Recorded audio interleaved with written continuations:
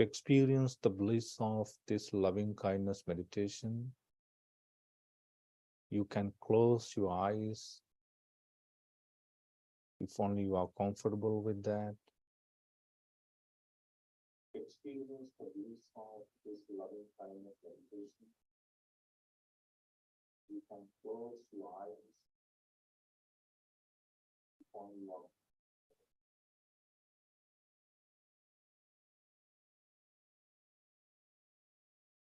Take a deep breath and breathe out.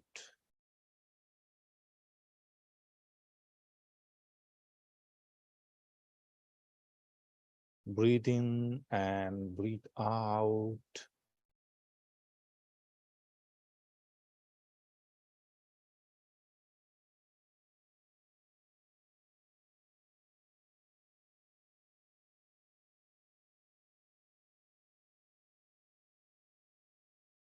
Now we are going to practice the metta thoughts in the IBMC chanting book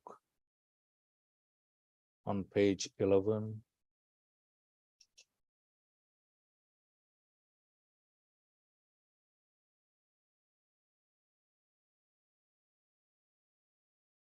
Practice loving kindness from yourself and then spread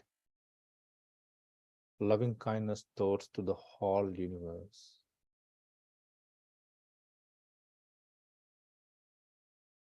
May I be well and happy, peaceful and free from suffering. May no harm come to me. May no difficulties come to me. May no problems come to me. May I always find fulfillment. May I also have patience, courage, understanding, and determination to meet and overcome the inevitable difficulties, problems, and failures in life.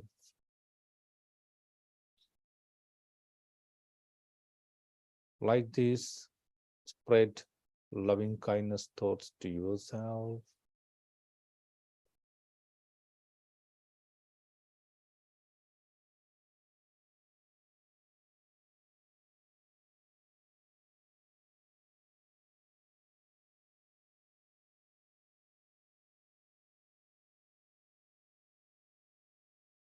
May my teachers, Dharma teachers, parents, brothers and sisters, friends and relatives, my enemies, be well and happy, peaceful and free from suffering. May no harm come to them.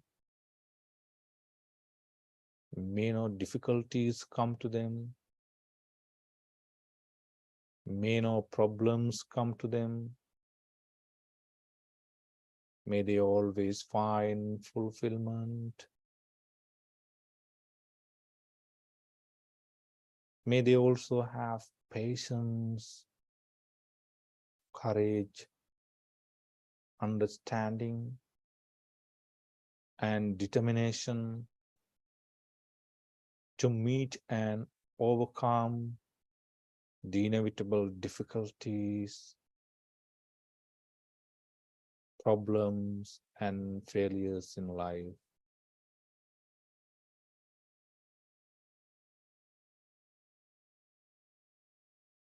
Starting from yourself, you can always spread loving kindness thoughts to the whole universe.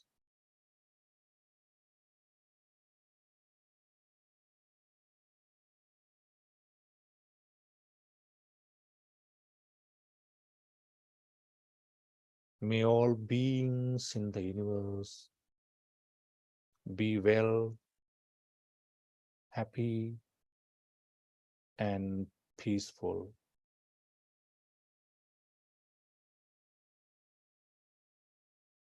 Stay in silence and you can practice this loving kindness meditation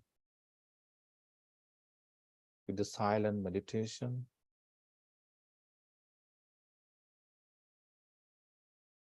And when you hear the bell, you can stop this meditation just for now.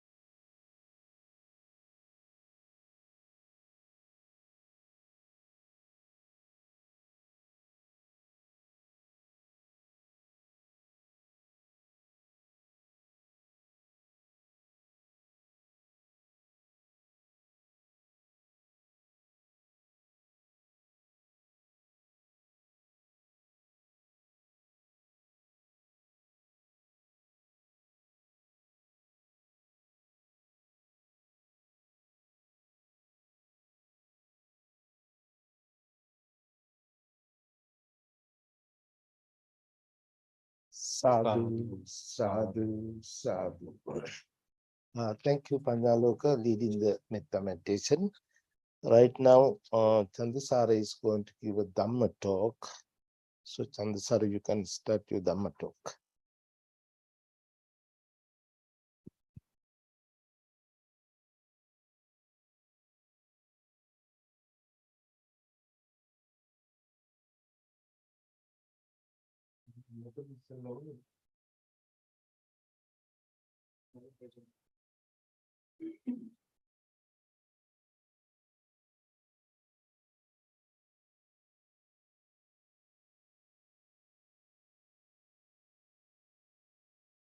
Good morning to everybody paying homage to the Buddha, Dhamma, and Sangha. Today, I'm deciding to talk on the teaching styles of the Buddha. When we explore the teachings of the Buddha in the Sutta Pitaka, we find two main styles of teachings. Of course, our Buddha, the historical Buddha, he preached the Dhamma to addressing different, distinct personality characteristics of each individuals. That is why I would say almost everyone who came to the Buddha, they were benefited by the teachings of the Buddha. Unlike us, Buddhas and other enlightened beings, they can look at the personality characteristics of individuals, their behaviors, their habits, not only related to this current life, but to the previous lives, how they have been behaving, what their attitudes they have been practicing throughout their samsaric life. So looking all those practices, behaviors, and attitudes, everything, the personality characteristics, Buddha address accordingly and preach the Dhamma. That's why all the listeners, almost all the listeners, they became at least they benefited, at least they attend the first stage of enlightenment. So today, I'm going to explore a little bit about the teaching styles of the Buddha. The first teaching style is the gradual teaching style. The second one is in the Pali, it says Samukansika Desana. That is like brief teaching, summary, whatever, if we can use the term. That is referring to deep, the teaching style of the Buddha. So before that, I want to focus on a particular phrase in the sutta. That is Nalakalapya Sutta in, I think in Samyutta Nikaya, I've not done some here.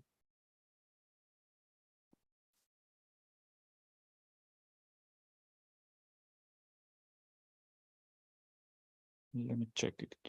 Yes, it's in Nalakalapya Sutta in Samyutta Nikaya, volume 2, page number 112.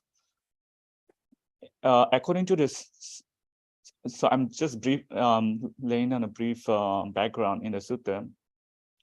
The discussion goes on between Venerable Sariputta and Venerable Mahakottita. Venerable Sariputta was explaining about the Paticca Samuppada, or dependent co-arising factors. There are 12 factors starting from ignorance to death and decay. And Venerable Mahakottita was delighted listening to the discussion of Venerable Sariputta, and their definition, a good definition I come across, that is Dhamma Katika. What is Dhamma Katika? Means the preacher. Dhamma Katika. What is the meaning of the preacher, Dhamma preacher? or Dhamma talk giver, how the Dhamma talk, how the preacher is defined according to the sutta is very wonderful. So there are characteristics to define Dhammakatthika. When the Venerable Sariputta was explaining all the 12 factors of the Paticcasamuppada, Venerable Mahakotthika was asking questions one by one. There are scholars like Venerable Katakurunda Jnanananda, he kind of giving commentary to the sutta. He's saying Venerable Mahakotthita was one of the, like the most intelligent and capable disciples, the foremost disciples of the Buddha. And in this discourse, he was asking Venerable Sariputta as if he does not understand, he does not know. But he explains, Venerable Jnanananda explains to providing commentary to the sutta, saying that perhaps it may be Venerable Mahakotthita, he wanted other listeners to understand those 12 factors. That's why he was asking Venerable Sariputta in a way to convey the message to the listeners, to the followers of the Buddha. It is not that Venerable Mahakotthita does not know or does not understand the 12 factors, or like the distinction among those 12 factors of the Paticcasamuppada. So here, the Dhammakatthika is defined as the one who preaches or who gives talks any or all of those 12 factors in this manner. So I'll take only one point, that is Jara Marana, death and decay, that is taken as a single factor, as a one factor of the Paticcasamuppada. Anyone who teaches to Nibidaya, to disenchant, Viragaya, to dispassion, and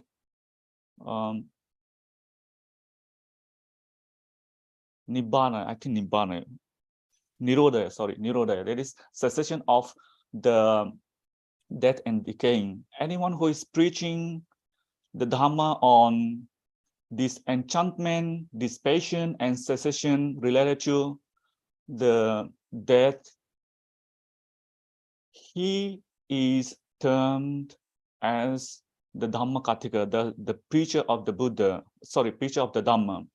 Likewise, all the 12 factors of the Paticcasamuppada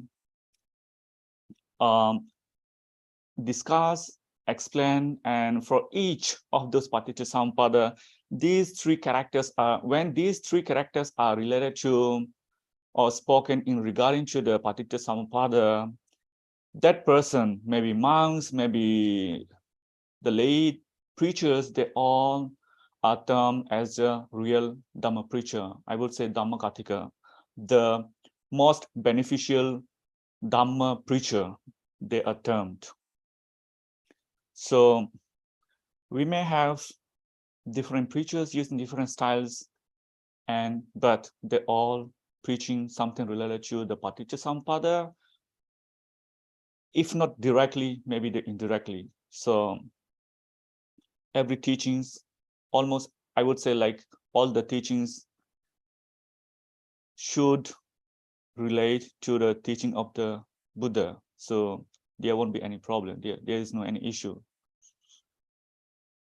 Back to the teaching styles of the Buddha. So we can look at the teachings of the Buddha. Why Buddha is also one of the best Dhammakatthika? Because he always preached, guided the listeners to lead a successful mundane life. And if they're mature enough, they're guided to liberate from the cycle of samsara. And liberation from cycle of samsara happens only after the realization of the paticca or the Four Noble Truths. That is clear when we look at the suttas and as well as some scholarly articles, even the scholarly works. So rather than going too much details into like scholaristic view, I'm just trying to explain, discuss something that is like understandable. But if the listener has any question, they can raise, even they can message to the Zoom. That way, I can get the message and I can explain, elaborate some of the facts. That way you don't miss your opportunity to ask the question. The first style of the Buddha is the gradual teaching. Buddha starts teaching from the giving dana. He starts his Dhamma talk from the offering, from giving, renunciation. And these particular teaching styles are included in a sutta called Supabuddha Kuti Supabuddha Sutta or Supabuddha Kuti Sutta, that is in Udana Pali. In that Udana Pali, a person called Supabuddha, he's a leper, like he's having skin diseases, and he's very poor, and he noticed people were going to the monastery. He didn't know they were going to the monastery to listen to the Buddha, but finally he thinks people are going somewhere to a gathering, there might be some food distribution because he's a poor, he's hungry, he thinks he might get some food after following them. But after he followed all those gathering, the people who are the crowd who are going to the temple to listen to the Dhamma, he finally realized it's not food, but they are getting ready to listen to the Dhamma preached by the Buddha. And then after the Buddha look at the people, the audience, who will be benefited today most by my preaching, and he saw that the poor sick person called Supabuddha will be benefited. So he looked at the personality characteristics of the Supabuddha, and Buddha understood that the Supabuddha, the person called Supabuddha, he does not have matured capacity, wisdom capacity to understand the deep teaching of the Buddha. That's why he started from gradual teaching, right? Because not everybody is having mature wisdom to understand the teaching of the Buddha. But for most of us, we have to start from the gradual teaching, from the basic level. That's why Buddha started his preaching to special targeting to Supabuddha, start from dana. Then dana means giving, and the second one is sila, that is discipline, dana katha, sila katha, and then next one sagga, that is related to the pleasant benefits of giving, of leading a disciplined life. So the pleasant benefits can be in this world, maybe in the heaven. Saggakata usually related to something, the comfortable life, something that is pertaining to the heavenly life, but it can even relate to the human life when someone is having good life, comfortable life, having all the facilities. Dana katha, sila katha, sagga katha, and then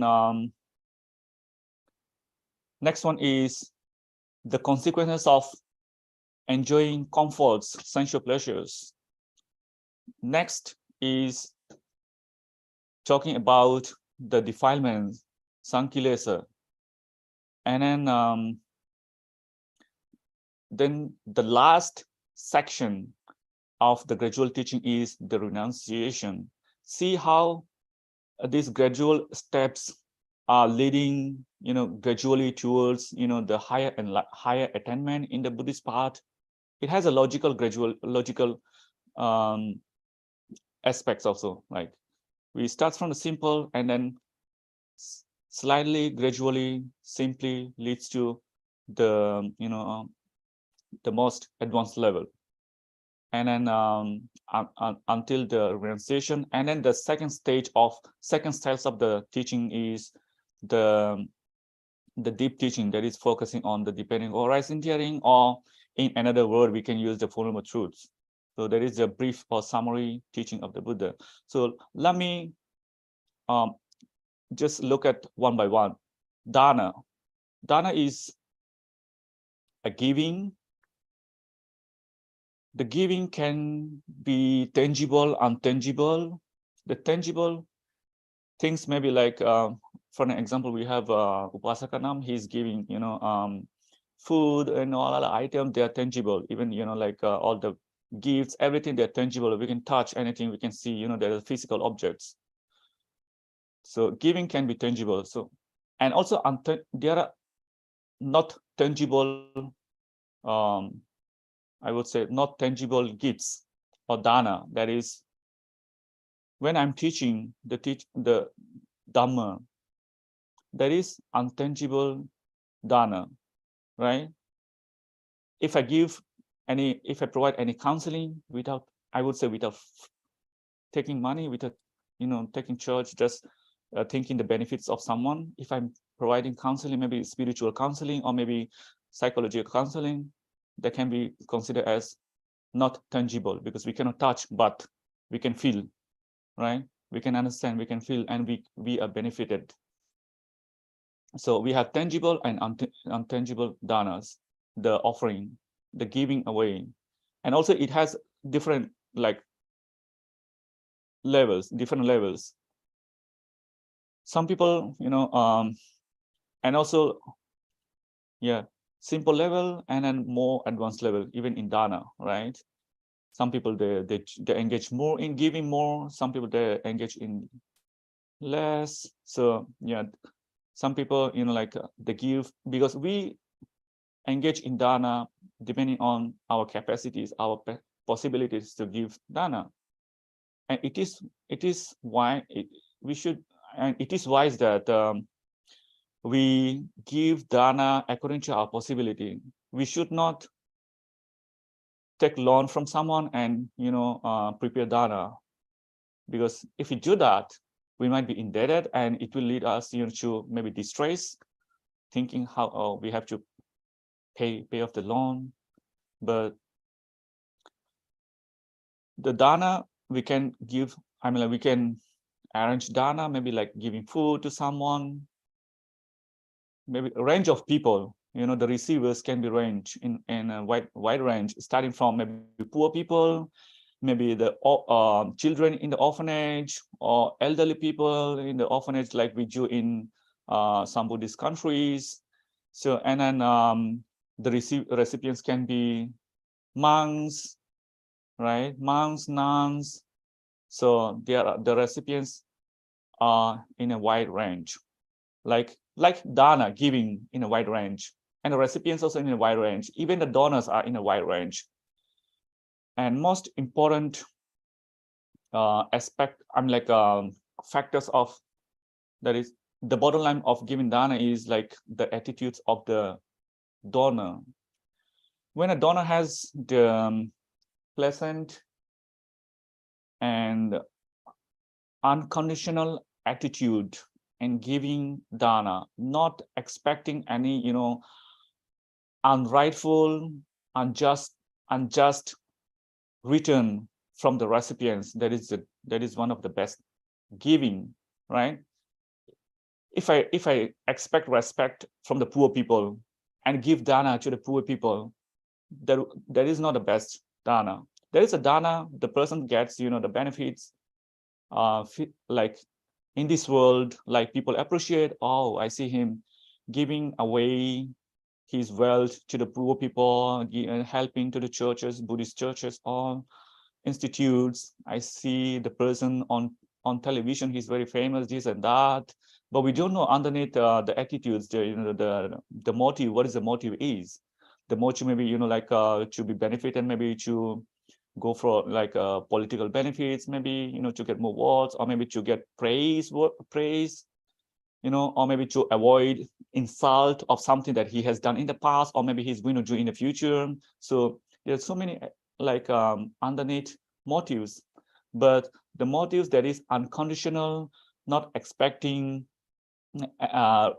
benefits from the giving away, and the sole purpose of giving away is to to benefit other people, let them enjoy, let them like be happy. So that kind of attitudes is the most appreciated, should be appreciated. That is like, because we don't expect someone like to work for us because I'm giving you. No, that if we give dana in a way, we like reciprocal, like I scratch your back, you scratch my back, that's kind of reciprocal. So that kind of dana, like very low level of dana. But if you can give your, like without any expectation to somebody, to the monks or nuns, then that kind of dana is great.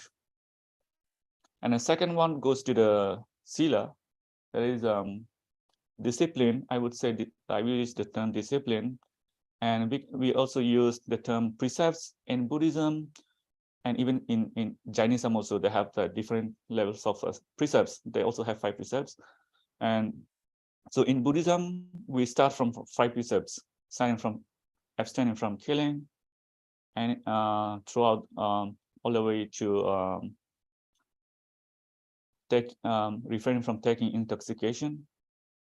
The 5 precepts. We have 8 precepts, 10 precepts, and then precepts related to higher order monks and nuns. And here I'm just exploring sila on a general level, not going to details all kinds of sila, all kinds of disciplines. So the discipline is very important in Buddhism. In fact, without discipline, like we cannot even go to the advanced level of in the teaching of the Buddha. It does not mean like we have to be perfect at the same time, at once. No, we can start slowly. Even the listeners can think like, oh, I'm talking about the discipline. Oh, I might be perfect in discipline. No, I'm not perfect in discipline. I'm just teaching what is in the Dhamma, because even I'm not perfect in the discipline. I also break some discipline. Sometimes I might have to break some discipline, so I'm not a perfect. So it doesn't mean like we have to worry, or I did this and that, but if I understand, if I realize like, yeah, I'm trying to avoid, and even if I cannot avoid, just like try to minimize the breach of the precepts.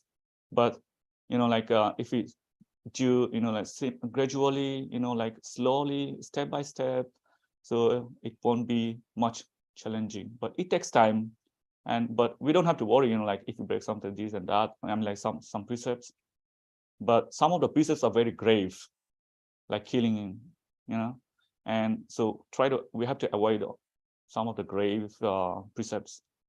I mean, like wrongdoings. That way we can avoid escape from the grave consequences. Maybe grave consequences. Maybe in this life, maybe we have to be in the jail, or maybe in a future life, maybe we might have very unpleasant rebirth. So that's why even if we want to like perfect in sila, we have to start gradually, slowly, smoothly. We shouldn't expect ourselves to be perfect at once in the sila.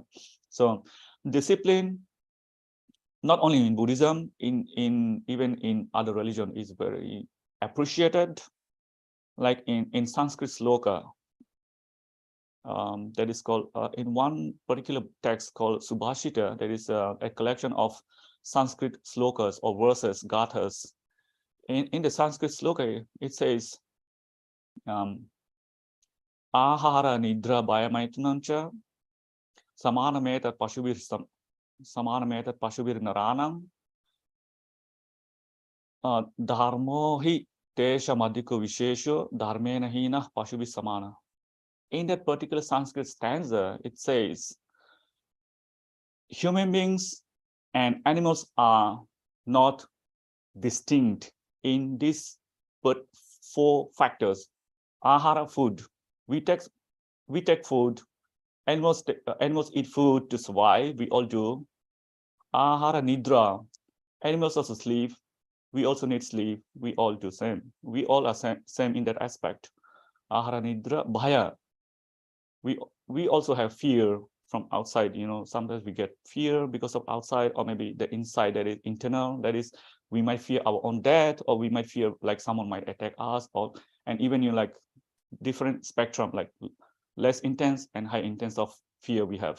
So similar with animals and human beings. Animals have, like animals are more vulnerability because one is a prey to the bigger animals, right? So they're more vulnerable compared to the human beings. We also have fear, animals also have fear, and the last one is the sex. For the reproduction, we have to have sex. Human beings, animals, all they have same, right? In these all 4 factors, we are no different from animals. But how we differ from animals? Dharmo hi tesham adhiku vishesho. Vishesho means we are special because of the dharma. Dharma means discipline. Or even we can use the term like teaching the dharma, the teaching of the Buddha, the teaching of other religion, we can use the term. But here, we can interpret ourselves for this context, for this today my teaching. I'm going to use the term discipline, right? So that's how we differ from animals and from animals. That is, we have discipline. Only we human beings have more thinking, cognitive ability to think what is good and bad, what context is not suitable, what context is suitable for us, how to act, where to act. And just to, we are the only living beings with highest cognitive capacity compared to the animals. So that's why, the discipline matters a lot for the human beings. Even the Buddha in one Jataka, section, Buddha teaches there, Silena anupetasya sute natuna vijjati.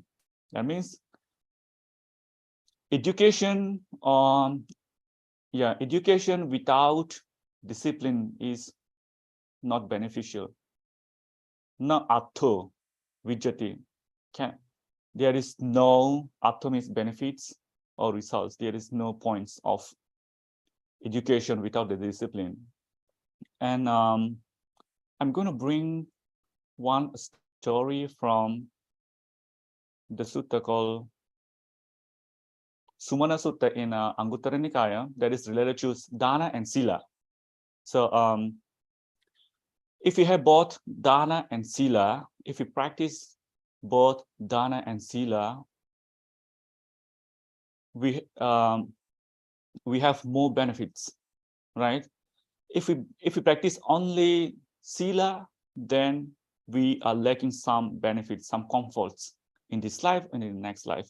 So to distinguish difference between practicing only sila and practicing dana plus sila, I'm going to look at the Sumana Sutta. That is, in that sutta, in the particular sutta, a princess Sumana, she is the daughter of a daughter of King Kosala. He has so many daughters, but she's one of them. She posed very important questions to the Buddha. She was asking, whenever suppose like there were two individuals, right? They are practicing same samasaddha, they're having equal faith. Here I would use faith related to the triple gem, the Buddha, Dhamma, and Sangha.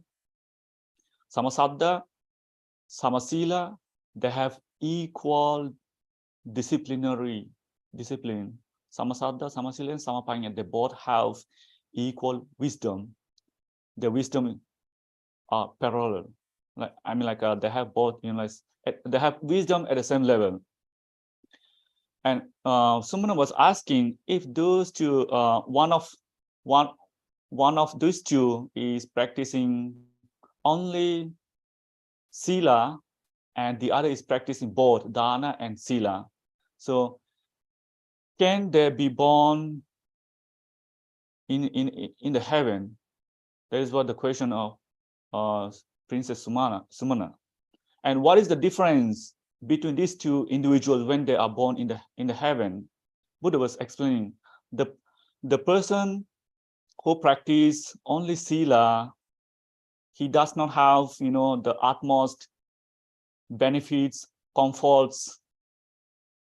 If he is born in the heaven, he does not have heavenly comfort utmost. And if he is born in a human beings, he does not have utmost human comfort, the wealth, the facilities, everything. He doesn't have that much. But the one who practice both dana and sila, he has the five, he access five qualities, I would say five kinds of benefits, and he becomes, like he possesses the position of leadership even among the group. If he is born in the heaven, he becomes a leader among those group, and he enjoys, all the facilities. And then when he's born in a human, he also possesses the leadership, leading the community, like like some great figures even we see in the world, like the presidents in a country, like the religious leaders, they have the charisma. So likewise they have good popularity. Or there are five kinds of qualities the benefits a person who practice both dana and sila they get. But the person who practice only sila, he has capacity to born in the heaven, but he does not enjoy the benefit because he didn't practice giving. So this means the conclusion from this this particular point is that even without giving dana, if we practice the sila, we have the chance to be born in the better place in heaven, right? But only if we practice only the dana, we cannot be sure of if we don't have discipline. Only there are in the teaching of the Buddha, there are only very limited kinds of dana that leads to be born in the heaven. I would say heaven, that is like comfortable state of life. So the story goes on and saying like, if these two are born in the heaven, the person who gives and protects sila, he enjoys more comfort. And then when he's born, these two people are born in a human, as a human being, they also have distinction in terms of five qualities, five benefits. And when these two become monks, there is also distinction, right? The monk who practice both precepts and giving in the past life, or maybe in this life, he enjoys like much of the benefits, like what's called food, medicine, lodging, clothing, all the basic human needs. The monks who practiced dana, sila, both, he enjoys most compared to the one who did not practice dana. And the final question, the final point is, okay, but is there any possibility these two people, these two monks can attain the enlightenment? The Buddha said, yes, they can attain enlightenment.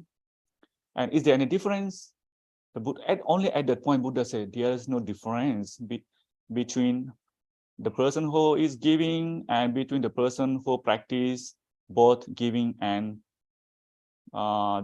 protecting these precepts, right? Because the attainment of enlightenment, vimutti, that is called vimutti hoti, that is like the liberation from suffering is same. There is no difference. The state of liberation of both of these two individuals who practice only dana in the past life and who practice both dana and sila, they all, they both are liberated and the liberation is same. So, and from this story, we can conclude that dana and sila are both important, right? When we practice dana, that means we reduce we control our craving, desire. We give away whatever we have of our possession. That way we reduce our, craving, desire. And then when we protect sila, we have, we have become more disciplined person, more responsible person, and to the society, to ourselves at least. And then the rest of the gradual teachings, maybe if I get time in next time, I'll talk. So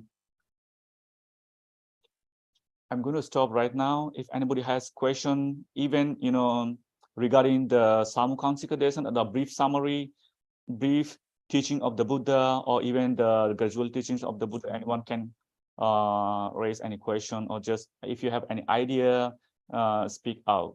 Thank you so much.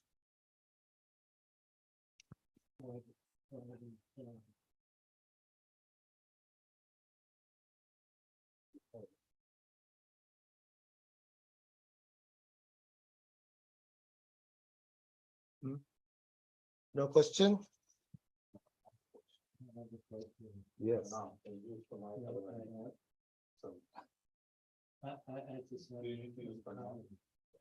My calculator. I just have a comment. Ah.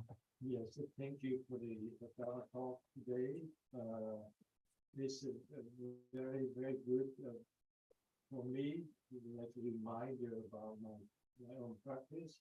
In the late life, I have to deal with the society every day. So the dana and the sila are actually very helpful to apply for the sila, mostly even the dana too. Not only the dana at the temple, but the dana with the society. You can help out.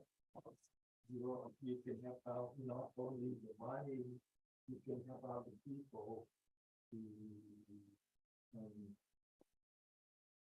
For me, I did a couple of times help us comfort somebody when they have the difficulty in their life. And also for me, as a practice, I try as much as I can to apply the 5% as a lay person. And I think yes, it's helped me a lot to give me the peace and joy and very helpful. So thank you for reminding me of practice. Thank you so much for your comment, Vasatanam. Even yeah, that's a good comment. Even in Sumana Sutta, right? The Princess Sumana, she was saying, she even like commented at the end of the sutta. She was saying, Pabbajita upakaran punyani, right? That means like even for the monks, even for the lay people, even for the gods, they need merits, right? Out of giving dana, even discipline, like protecting precepts or behaving in a very good disciplined way, like kind of accruing merits, and it helps us like to be to lead a peaceful life, and at least to appease ourselves, right? To be happy, right? To enjoy a quality life, right? So that's why the Princess Sumana, she was telling like we all need merits, punya, right? Punya. So we can accrue merits from engaging in dana, sila, plus, yeah, so many things. Thank you. Thank you.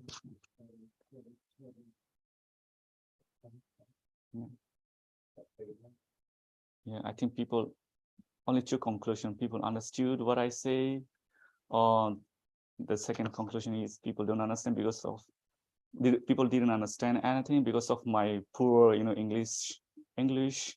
So if that happens, I apologize and sorry for that. But if anyone has question, they can even email to the IBMC, they can get answer next time. Thank you.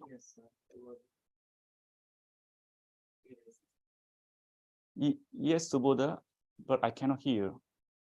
Oh, it's okay. I just unmuted myself right now. Oh, okay. I just wanted to let you know that I was actually in the audience listening. My wife had to use the car today, so I'm at home. But no, you spoke very clearly. Thank you so much for your Dharma sharing today. You know, what you had to say about dana and sila, and the aspects of the gradual teachings you were able to cover today were very good. So I just wanted to reassure you that you were very understandable, and I enjoyed your talk today. Thank you very much. Thank you so much, Buddha, and good to hear you. Okay, thank you. Have a blessed day. Okay. You too. Okay, bye bye. Oh, okay, Maria. Hi, good morning. Good morning, Maria. Good morning. So what I kind of heard, and you can correct me if I'm wrong also, is that more like Dana is more about, it's more towards cultivation of compassion. It seems more heart, and the Sila is more about the wisdom part. So that's what I heard, that it makes sense that you actually need, to develop both, and one without the other is not as complete. That's my comment or question. Okay, thank you so much. Can I answer for these? Yes, you can answer. Okay. Yes. What I understand is like what you say, like we need both dana and sila. So you say dana is something like related to compassion. Yes, when we are I agree with your comments. Yeah, compassion means like when we are compassionate, we do not hurt ourselves, we do not hurt other people. So that is a kind of dana, that is untangible dana, right? So if we are compassionate, we even do not think to hurt somebody, even verbally, even intentionally. So it's comparable, right? But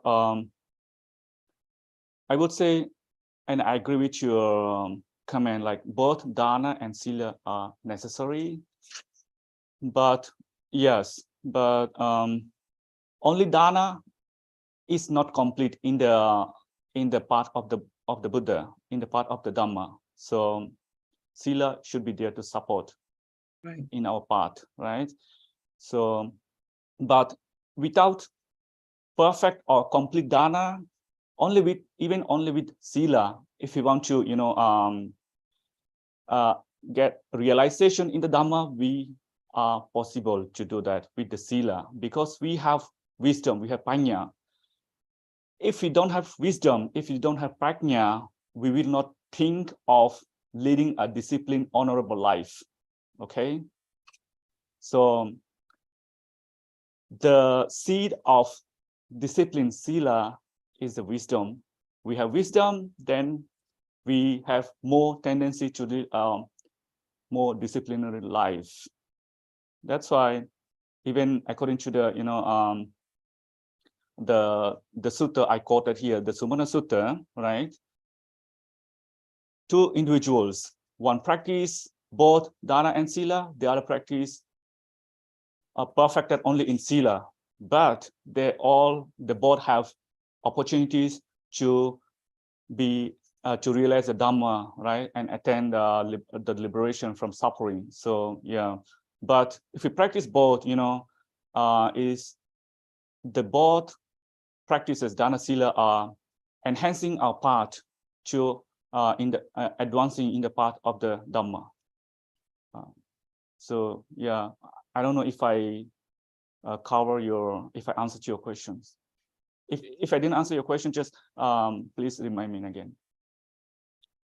No, yeah, that's the way I kind of saw it, as both being necessary. Yeah, and that Sila, I associated more with the wisdom aspect, like you said, and Dana, I associated more with the compassion aspect, like you said. Okay. Yeah. Thank you so much. Thank you. Thank you, Maria, and thank you, Chandasara. It's a wonderful Dhamma talk. So we don't have time right now. So we're going to chant page 4 and page 10. And the next Sunday, first Sunday of the comb, I believe, we have meditation between 9:30 and 10:30, 1 hour meditation period. So please come and join about that meditation group also. And I think Subodha is going to lead the meditation. So we'll chant the page 4 and page 10.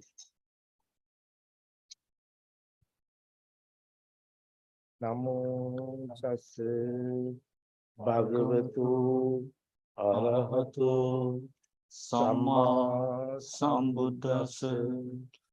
Namo tassa bhagavato arahato Samma Sambuddhassa. Namo tassa bhagavato arahato Samma Sambuddhassa. Buddham saranam gacchami. Dhammam saranam gacchami.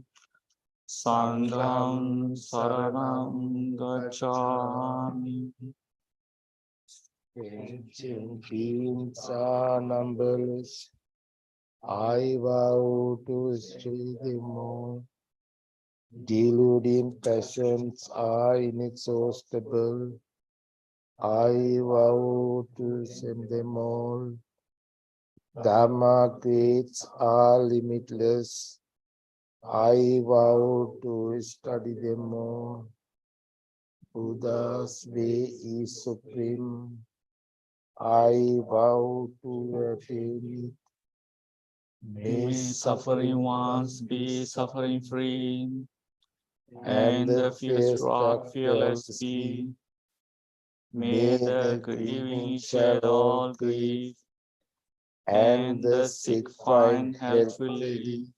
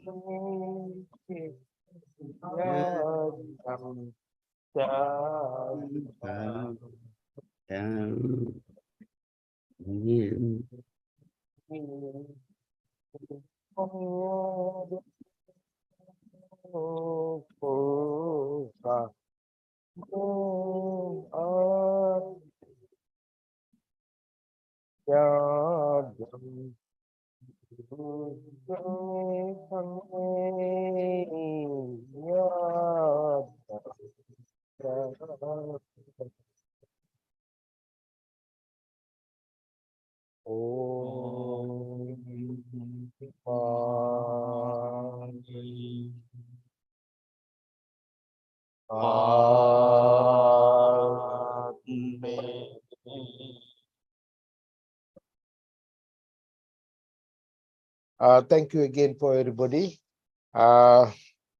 Next Sunday, coming Sunday, I believe October 1st, we have the meditation between 9:30 and 10:30. Please come and join. Next Sunday around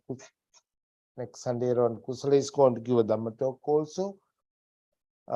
So that's it right now. Thanks again for all the members who's here and who's participating in the web also. By the power of the Buddha, Dhamma, and the Sangha, you all be well and happy. Sadhu, sadhu, sadhu.